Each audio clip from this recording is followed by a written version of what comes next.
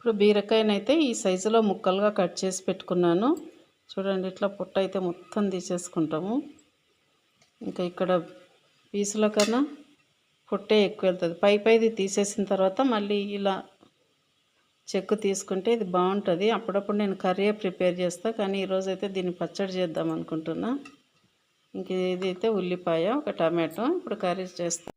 ఇప్పుడు ఇందులోకి 1.5 table spoon వరకు ఆయిల్, గిన్నె అయితే బాగా మాడిపోయింది, వేసిన తర్వాత ఇప్పుడు ఇందులోకి ఒక 1/2 టీ స్పూన్ వరకు జీలకర్ర ఆవాలు వేసుకుందాం. ఇవి చిటపట్లు ఆడుతుంటే చిన్న ఉల్లిపాయ కట్ చేసి పెట్టుకున్నాం కదా, అది కూడా ఇందులో వేసుకుందాం. ఇది కొంచెం వేగనివ్వాలి. ఇప్పుడు ఇందులోకి 1/2 టీ స్పూన్ అల్లం వెల్లుల్లి పేస్ట్. నేను ఇందులో కొత్తిమీర వేసి దంపిన కాబట్టి కలర్ ఇట్లా ఉంది. ఒకసారి కలిపేసుకుందాం.